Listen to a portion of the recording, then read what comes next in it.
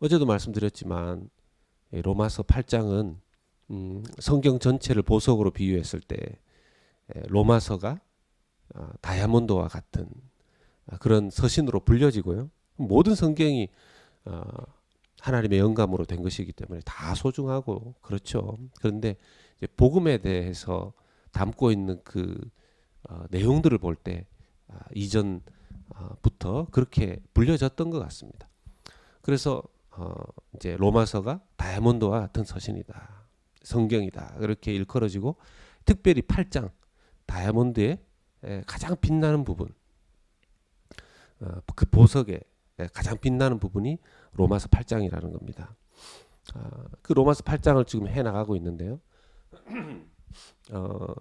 이 로마서 8장의 부분은 어떻게 보면 좀 이해하기에 좀 복잡한 어떤 신학적인 내용이 좀 들어있기도 합니다.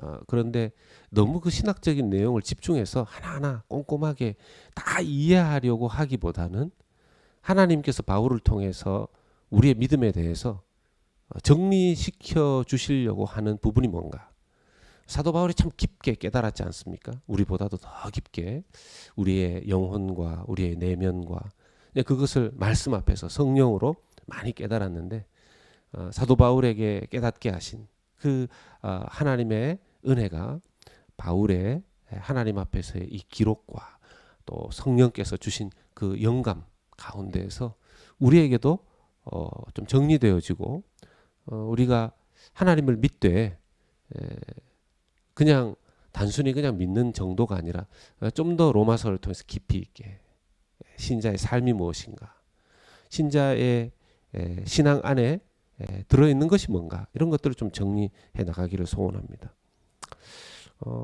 예수 믿는 자로서 예수 안에 사는 것 밖에는 구원의 방법도 없고 사실은 신앙생활에 길도 없다 하는 것이 그 전 내용이었습니다. 왜냐하면 여러분 계속해서 이제 우리가 기억해야 될 내용 중에 하나가, 우리 속에는, 우리의 영에는 선한 것이 없다는 것입니다. 선한 것이 없다는 겁니다. 선을 행할 수 있는 힘에 우리는 너무 한계가 많다는 겁니다. 인간들이. 믿는 사람조차 말이에요. 믿는 사람조차. 우리에게 원래 주어진 우리의 내면은 무엇이냐 하면 선을 행하고자 하는 소원입니다. 예. 선을 행하고자 하는 소원. 나름 어떤 희망, 사모함, 그 정도? 예. 근데 그게 굉장히 약하다는 것이 문제가 되는 게, 우리 속에 또 뭐가 있냐면 악이 있다는 겁니다. 악은 악을 행하려고 하는 소원이 아니고 악은 악 그 자체가 우리에게 있다는 거죠. 그러니까 이 둘이 맞붙으면 우리 속에 있는 선을 행하고자 하는 소원, 그냥 영어로 정확하게 제가 영어의 뉘앙스를 다 잘 몰라서 wish라고 해야 되나요? 그런 어떤 소망함, 바램 이런 것들은 있지만 그 evil, 그러니까 악은 우리 속에 그대로 있다는 겁니다. 그러니까 그 세력이 붙어버리면 악이 이기죠. 악이 이기죠. 사람마다 정도가 좀 틀린데, 그러니까 결국 우리는 우리 속에 있는 악의 문제를 우리 스스로가 해결할 수도 없고, 좀 선한 생각을 하는 것 같지만 결국은 넘어지고 그렇게 되는 것이죠. 그래서 우리에게 우리를 구원하시기 위해서 우리에게 성령으로 말미암아 예수 그리스도를 믿게 하시고, 성령은 그 믿는 자 안에 임하신 것입니다.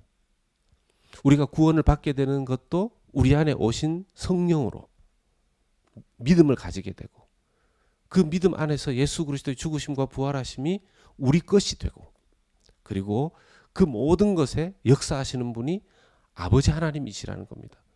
그래서 우리 안에 삼위일체 하나님께서 역사하시는 역사하심이 있습니다. 오늘 말씀의 제목은 영을 따르는 자인데요. 영을 따르는 자인데, 어떻게 하면 그럼 영을 따라서 예수 그리스도를 따라서 살 수 있는가? 첫 번째는 내가 육신의 생각을 주로 하느냐, 성령의 생각을 주로 하느냐 하는 것을 잠깐 짚고 넘어가야 합니다. 여기 5절에 육신을 따르는 자는 육신의 일을, 영을 따르는 자는 영의 일을 생각한다고 하지 않습니까? 여기 육신을 따른다는 것은 잠깐 육신을 따르는 것을 의미하는 것이 아니고요.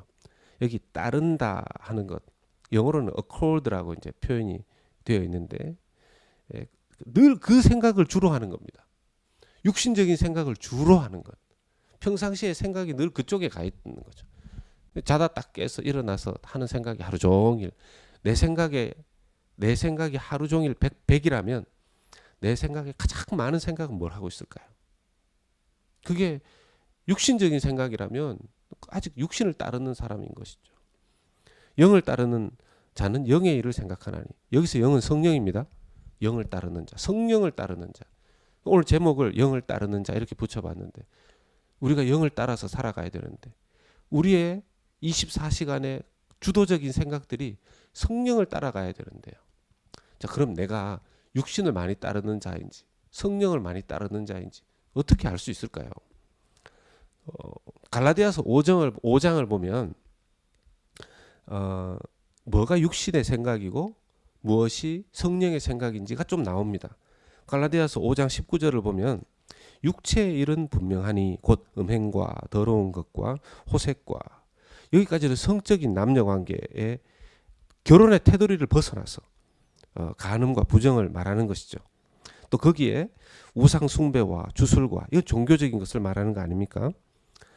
그리고 원수 맺는 것과 분쟁과 시기와 분냄과 당짓는 것과 분열함과 이단과 투기와 여기까지는 인간관계를 깨뜨리는 것을 말합니다. 술 취함과 방탕함과 또 그와 같은 것들이라 전에 너희에게 경계한 것 같이 경계하노니 이런 일을 하는 자들은 하나님의 나라를 유업으로 받지 못할 것이요. 이것은 서로 관계가 나빠지도록 행동하게 하는 것들입니다. 이게 대부분 육체의 생각이라는 것이죠. 갈라디아서 5장에 육체의 생각들이 이렇게 잘 나와 있습니다. 거기에 또 갈라디아서 5장에 성령의 생각도 잘 나와 있습니다.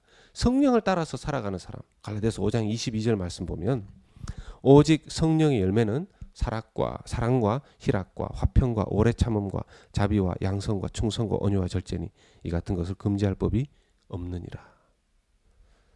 성령을 따라서 행하는 자, 성령을 따라서 행하는 자. 웨스트민스터의 상담 학자들이 만들어낸 예가 이제 이런 거랍니다.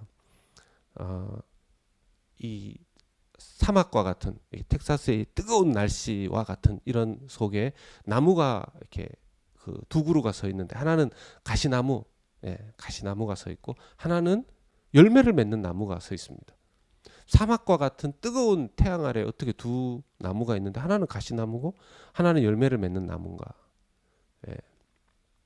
이 한 그루의 나무는 육신을 따라서 행하는 자의 모습이라는 것이죠. 육신을 따라서 아무것도 하지 못하는. 근데 이 열매를 맺는 나무는요, 성령을 따라서 행하는 나무입니다. 어떻게 이 성령을 따라서 행하는 나무에 열매가 있는가? 이 사막 같은 환경 속에서 보니까 그 밑에 뿌리가 어디에 연결되어 있냐면 예수 그리스도의 십자가에 연결되어 있는 것이죠. 십자가에. 그래서 가시나무는요, 십자가에 연결되어 있지 않는 거죠. 그냥 땅에 꽂혀 있는 것입니다. 이런 비유로 그림을 그렸는데 이게 무슨 뜻이냐? 똑같은 세상을 살아가지만 인간의 삶으로 육신을 따라서 자기 뜻대로 살아간다면, 하나님을 거부하는 뜻대로 살아간다면 그 가시나무처럼 그렇게 살고, 특별히 가시나무의 침처럼 하나님을 찌르고 사람들을 찌르고 자기 자신을 찌르면서 살다가 나중에 메말라 죽어버린다는 것입니다. 그런데 십자가를 통해서 그 십자가의 생명수와 생명의 피와 연결된 그 나무는 태양이 아무리 뜨겁고 환경이 아무리 좋지 않아도 십자가를 통해서 공급받는 그 은혜로 말미암아 열매를 맺는다는 것이죠. 열매를 맺는다는 것이죠. 물론 이것이 쉬운 것은 아닙니다. 예수 안 믿는 사람은 당연히 그렇게 사는 것인데, 예수 믿는 사람들 중에도 성령을 따르는 것이 온전히 되어 있지 않는 그런 경우들이 많이 있기 때문에 그렇습니다. 뭐 저라고 예외는 아니고요. 누군가가 저보다 더 인정받고 누군가가 저보다 축복을 받고 이런 것 같으면 저도 이렇게 마음이 좀 부러운 것을 넘어서서 자꾸 비교하면서 나는 뭔가 저분은 저렇게 좀 하나님 저분을 더 사랑해 주시는 것 같고 저 사람 더 축복해 주는 것 같고 그렇고 이렇게 안 좋습니다. 그런데 성령을 사모한다는 의미는 뭡니까? 그런 제 모습을 하나님 앞에서 깨닫고 기도하면서 자꾸만 성령을 따르는 것에서 돌아서려고 하는 것이죠. 그게 성령을 따르는 갈등입니다. 내 안에 성령이 있느냐 없느냐를 알 수 있는 방법 중에 하나가 내 안에 내가 육신을 따르려고 하는 성향이 있는데 그때마다 이러면 안 된다 하는 갈등이 있느냐는 겁니다. 죄책감은 무조건 나쁜 것이 아닙니다. 죄책감은 내가 성령을 따라 살게끔 하는 하나의 자극 요소가 됩니다. 그리고 그걸로 인해서 기도하는 것이죠. 우리의 기도의 이유 중에 하나는 그런 것입니다. 이전에 19세기 영국 런던에 세 분의 유명한 목사님이 계셨는데 귀하게 쓰임받는 목사님이 계셨는데 그 마이어 목사님과 캠벨 몰간 목사님과 그 스펄전 찰스 스펄전 목사님이었습니다. 근데 이 그 캠벨 몰간 목사님과 찰스 스펄전 목사님에 비해서 이 마이어 목사님이 조금 뭐라 그러죠? 그러니까 활동도 조금 작고 좀 영향력이 작았었나 봐요. 어느 날 이 마이어 목사님이 이렇게 일기장에 이렇게 썼다고 해요. 기도하면서 하나님 아버지 몰간 목사님과 스펄전 목사님에 대해서 투기하지 않도록 질투하지 않도록 해 주시옵소서라고 이렇게 써놨다는 겁니다. 그러다가 얼마 후에 하나님께서 깨닫게 하셔서 어떻게 기도의 내용을 바꾸었냐 하면 하나님 투기하지 않게 해달라는 기도보다 두 분 목사님을 축복해 달라는 기도를 하는 것이 성령의 생각이라는 것을 알았습니다. 그때부터 그렇게 기도한 것이죠. 이 마이어 목사님 참 훌륭한 목사님인 것이 분명한 것 같습니다. 제 주변에 보면 똑같은 목회자들 가운데에서도 어떤 목사님의 생각을 보면 저 성령의 생각을 하는 목사님이다 이런 생각이 들 때가 있어요. 뭐 저도 지금 우리 교회가 뭐 작지만요. 어떤 경우에 큰 교회를 보고 약간 질투심 어린 그런 말들과 생각들이 나오는 경우들이 있습니다. 근데 이제 제 주변에 어떤 목사님 얘기를 듣고 제가 도전받고 찔렸는데요. 그분은 이전에 자기가 개척하고 교회가 작을 때에도 큰 교회를 보면서 그냥 단순히 부러워한 것이 아니라 그 큰 교회를 축복하면서 기도했답니다. 그렇게 큰 교회가 있어야 된다 그러면서 그리고 나중에 그 본인의 교회가 하나님 은혜로 좀 커지고 그랬을 때에도 일부러 부흥회를 하면 바깥에 현수막을 잘 붙이지 않았대요. 오히려 작은 교회에 부담이 될까봐. 참 축복할 때 축복하고 배려할 때 배려하는 그런 귀한 은혜를 들을 수 있었습니다. 제가 그랬던 건 아니고요. 저는 도전 받았었던 것이죠. 또 하나는 그래서 생명력 있는 그리스도인들, 크리스찬들은 성령을 따라서 살아간다는 겁니다. 이게 마치 우리가 정기 검진 받듯이 내 속에 간에는 무슨 문제가 있고 위장에는 무슨 문제가 있고 뭐 이렇게 쫙 엑스레이를 찍고 스캔을 하듯이 하면 좋겠는데 그걸 할 수 있는 방법이 사실 말씀 아닙니까? 성령인데 몇 가지 조금만 소개해 드리겠습니다. 내용이 상당히 많은데 몇 가지만 소개해 드리면 그 웨스트민스터의 그 상담학 교수님들이 작성한 성령을 따라서 행하고 있는가라는 질문의 내용입니다. 당신은 무엇을 원하고 소원하고 바라는가? 어떤 욕망을 따라가는가? 당신은 무엇을 찾고 목표하고 추구하는가? 무엇이 당신의 기대임의 목표인가? 당신은 어디에 희망을 두고 있는가? 당신은 무엇을 두려워하는가? 무엇을 원하는가? 당신은 무엇에 대해서 걱정하는 경향이 있는가? 당신은 무엇이 하고 싶은가? 당신은 무엇이 필요하다고 생각하는가? 당신이 느낀 욕구는 무엇인가? 당신이 성취하려는 계획과 의제와 전략과 의도는 무엇인가? 당신은 무엇 때문에 움직이는가? 당신이 피하여 안전을 추구하는 도피구가 어디인가?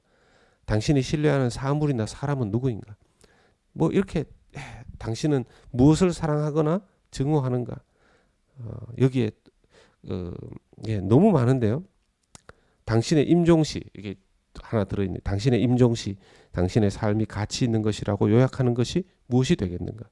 무엇이 정말 중요한가? 무엇이 당신의 삶에 의미를 부여하는가? 뭐 내용이 많습니다. 당신의 특징을 이루는 공상, 쾌락이든 고통이든 무엇인가? 백일몽이나 밤의 꿈에 무엇이 가장 많이 나타나는가? 뭐 이런 것들도 있습니다. 당신은 누구를 섬기는가? 어떤 음성이 당신을 통제하는가?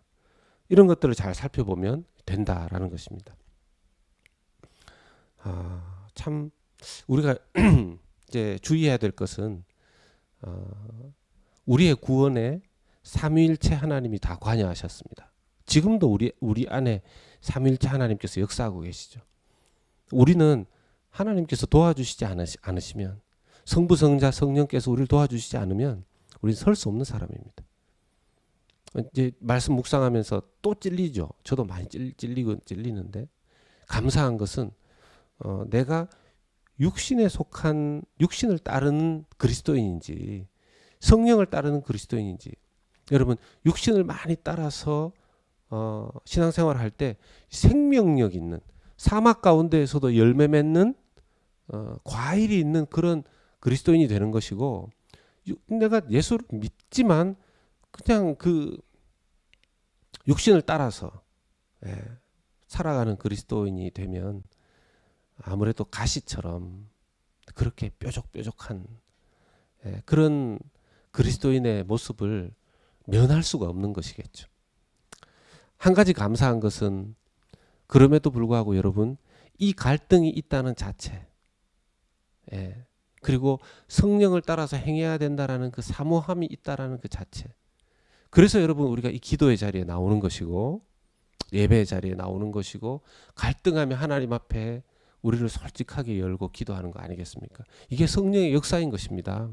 이게 성령의 역사인 것입니다. 믿으시기를 축복합니다. 아울러서 우리의 기도는 하나님 성령을 따라서 행하는, 성령을 따르는 자가 되게 해주십시오. 성령을 따르는 자가. 우리 성도들 한 명 한 명이 성령을 따르는 사람들이 될 때 우리 교회가 성령을 따르는 교회가 되지 않겠습니까? 말씀 맺습니다. 오늘 하루뿐만 아니라 평생에 하나님, 우리 기도의 제목이 주님 성령을 따르다가 주 앞에 가게 해주시옵소서. 어제 우리 교육부 미팅하면서, 우리 교회 교육부 있습니다. 우리 교육부 미팅하면서 한 분이 그러셨어요. 살아온 날들보다 이제 살 날이 더 적지 않을까 생각이 드는데 어떻게 하나님 앞에서 마무리할까를 늘 생각합니다. 제가 오히려 뭐 그런 생각을 그렇게 많이 하십니까 그랬지만 그 생각이 맞는 거죠. 성령을 따르는 자의, 따르고자 하는 자의 생각 아니겠습니까? 의미 있게 그래서 살고 싶다는 거 아니겠습니까? 그런 하루, 그런 하나님 앞에서의 마지막 날까지를 성령을 따라서 행하는 우리 교회와 우리 성도님들, 또 제가 될 수 있기를 예수 그리스도 이름으로 축복합니다. 아멘. 기도하겠습니다. 하나님 아버지, 성령을 따라 살아가는 자들 되게 해 주옵소서. 예수님 믿지만 주님 늘 성령 안에 예수 그리스도의 십자가와 연결되어 있지 않으면 주님 마치 사막에 서 있는 가시나무처럼 뾰족뾰족하게 열매는 없고, 주님 남에게 가까이 가면 남을 찌르고 남이 내게 오면 남이 나에게 상처받는 주님 그런 뾰족뾰족한 가시 같은 삶 되지 않도록 하나님 우리 속에 성부성자 성령의 역사하심으로 말미암아 이제 우리를 주님 영을 따라 살아가는 사람으로 만들어 주셨는데 우리의 주님 육신마저 주님께서 나중에 부활 때에 다 약속을 따라서 살려주시기로 약속하셨는데 그 약속을 믿는 자로서 하나님 영을 따라서 성령을 따라서 살아가는 우리 될 수 있도록 끊임없이 성부, 성자, 성령께서 우리를 깨우치시고 우리를 주님의 길을 따라가게 하시고 주님 성령의 세력이 우리 안에서 강하게 나타나 주님 성령을 따르는 자의 그 열매, 주님 아름다운 성령의 열매 맺는 성령 따르는 우리 교회 성령을 따르는 우리의 삶 되게 하여 주시옵소서. 예수님의 이름으로 간절히 기도하옵나이다. 아멘.